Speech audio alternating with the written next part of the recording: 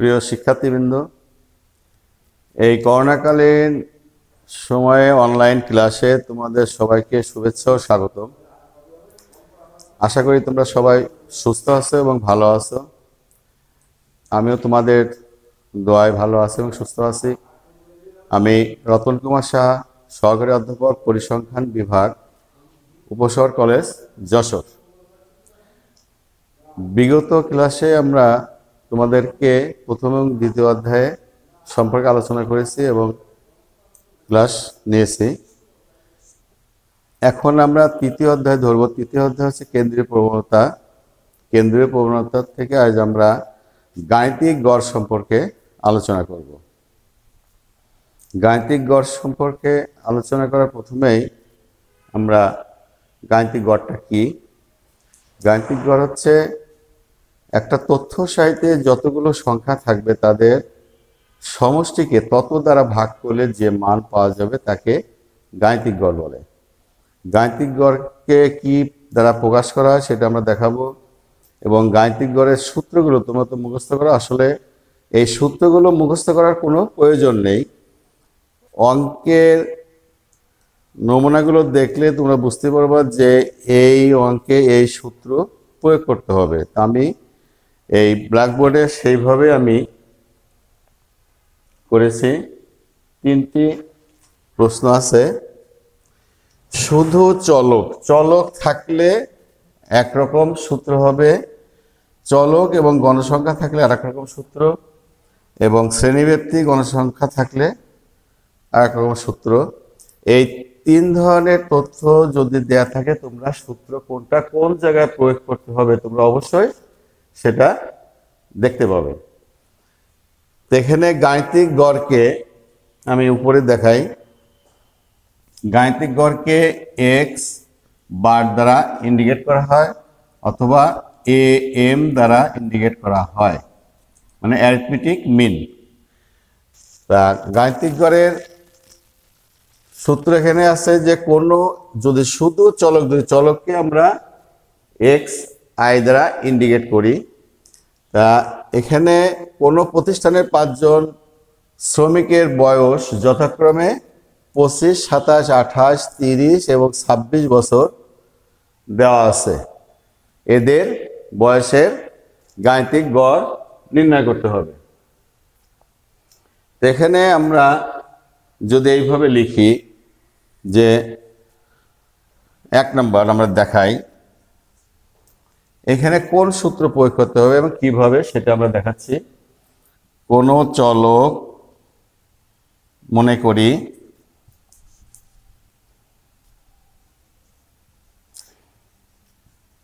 x1 x2 up to xn, কোনো চলক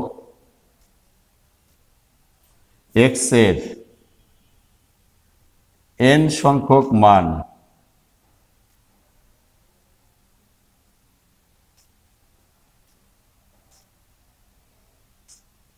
থাকলে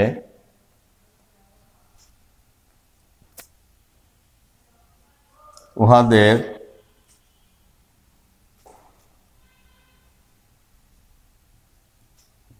গাণিতিক গড় x bar is equal to summation xi by n। এখানে nটা হচ্ছে,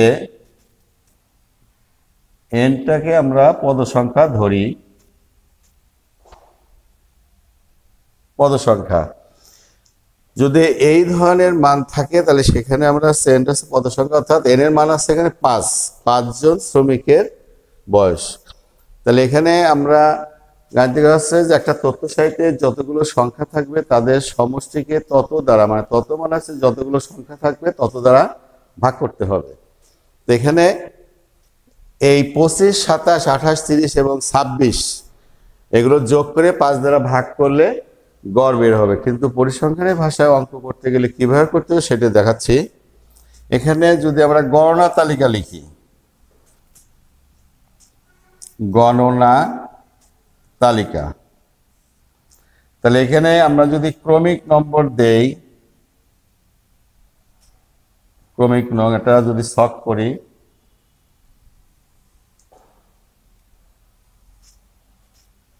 এটা হচ্ছে ক্রমিক নং, আর এটা হচ্ছে কি বয়স। বয়স বয়স হচ্ছে xi। তাহলে এখানে আমরা বয়সটাকে xi ধরে নেব। মনে করি x1 x2 up to xn কোন চলক x এর n সংখ্যক মান থাকলে গাণিতিক গড় হচ্ছে এটা। এখানে বয়সটাকে আমরা xi ধরি। এখানে তাহলে কত, ক্রমিক নাম্বার 1 এ আছে বয়স, 2 ছকটা করে নিই, 3 4 5, এটা টোটাল। তো এখানে 2 3 4 5, তাহলে এখানে আছে n সমান সমান হচ্ছে 5, 25 27 28 30 26, 30 26। তাহলে এইটাকে আমরা যোগ করব। যোগের সমষ্টিকে আমরা সাম দ্বারা ইন্ডিকেট করি, সামেশন xi। তাহলে xi এর যোগফল করব আমরা। এখানে xi এর যোগফল হবে হচ্ছে কত, এখানে যোগ করো 7 আর 5 12 আর 20 আছে 26 6 2 4 3 7 8 9 10 11 12 13 136। তাহলে আমরা গাণিতিক গড়ের সূত্র সামেশন xi বাই n। এখন সামেশন x এর মানও পেয়ে গেছি, n এর মানও আমরা পেয়ে গেছি। তাহলে অতএব গাণিতিক গড় x bar is equal to summation xi by n, 136 by 5, 2 7 27.5। অতএব x bar is equal to 5 10 36, 5 7 35 এবং 0.5। তাহলে আমরা এটা পেয়ে গেলাম 27.5। এই 27.5 হচ্ছে 5 জন শ্রমিকের বয়সের গড় আমরা পেয়ে গেলাম। এইভাবে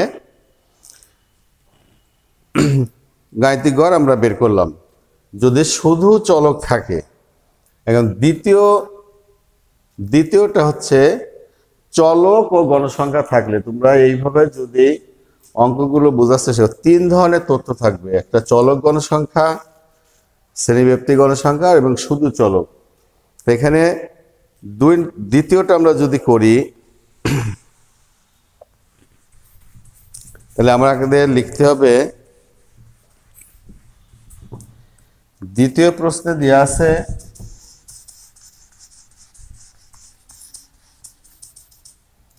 যে নিম্নে প্রদত্ত সারণীতে পরিসংখ্যান বিষয়ের প্রথম পত্রে 42 জন ছাত্রের প্রাপ্ত নম্বর দেওয়া হলো, এদের প্রাপ্ত নম্বরের গাণিতিক গড় নির্ণয় করো। তাহলে এখানে আমরা 2 নাম্বার করছি। দেখো,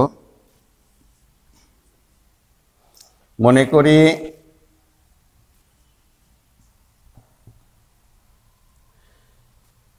এখানে দেয়া আছে প্রাপ্ত নম্বর ছাত্র সংখ্যা। তাহলে আমরা তার আগে যদি এটা ধরে নেই, ধরি প্রাপ্ত নম্বর xi, ছাত্র সংখ্যা a পাই, যেখানে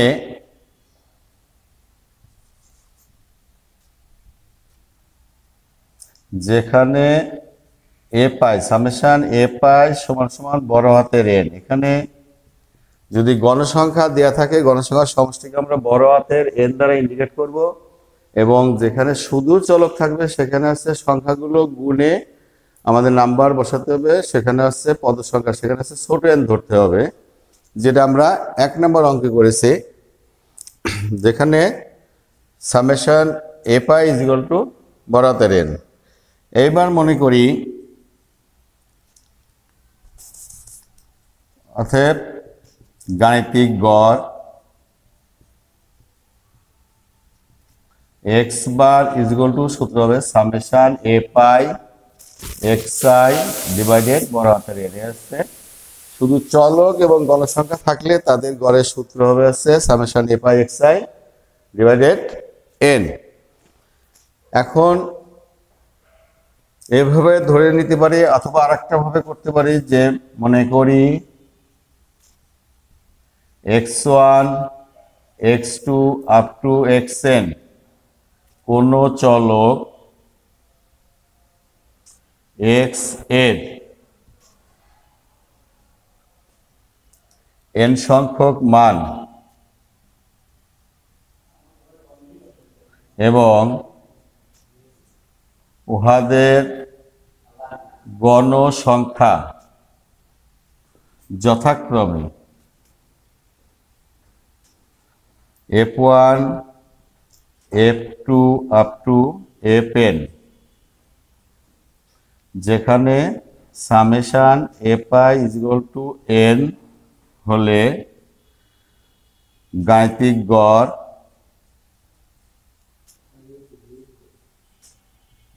x bar is equal to summation এ পাই এক্স আই বাই বড় হাতের এন এর সূত্র। তো এখানে আমরা যদি ছক আকারে দেখাই, এটা আমি মুছে দেই, মুছে দিয়ে আমরা ছক আকারে দেখাই।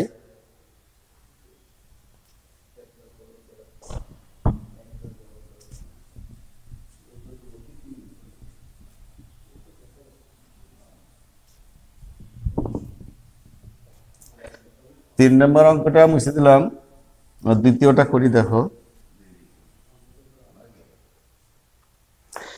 এখানে যদি আমরা গণনা তালিকা লিখি,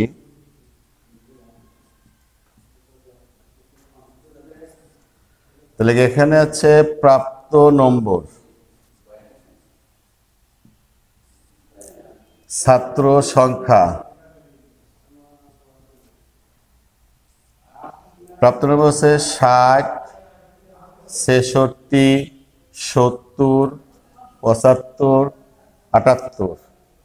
ছাত্র সংখ্যা হচ্ছে 6, এর এখানে 6 8 15 9 এবং 4। তাহলে এখানে আমরা এটা দেখাই। তাহলে এখানে ছাত্র সংখ্যাকে আমরা ধরেছি হচ্ছে এ পাই, প্রাপ্ত নম্বরকে ধরেছি আমরা এক্স আই। তাহলে সামেশন এ পাই ইজ ইকুয়াল টু এন, এটা যোগ করলে কত হবে?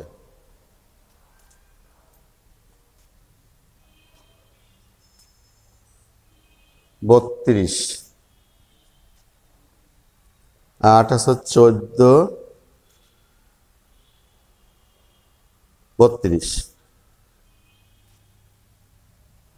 অর্থাৎ 14 15 25 26 27 28 29 30 31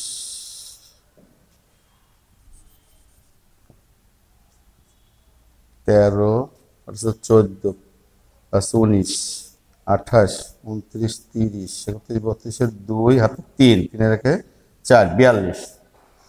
তো আমরা এন মান পেলাম। এখন আমরা সূত্র আছে এন মান পেয়ে গেছে। এখন A pi x I, A pi x I, এখানে এ পাই গুণ এক্স আই, তাহলে 360 6 6 36, এই 66 গুণ 8, এটা গুণ করে তোমরা যেটা পাবে সেটা এখানে বসাবা। 70 গুণ 15 গুণ করে যেটা বসাবা সেটা, 75 গুণ 9 গুণ করে এটা বসাবা, এবং 78 গুণ 4 করে এটা বসাবা। বসানোর পরে এইটা যোগ করবা, সামেশন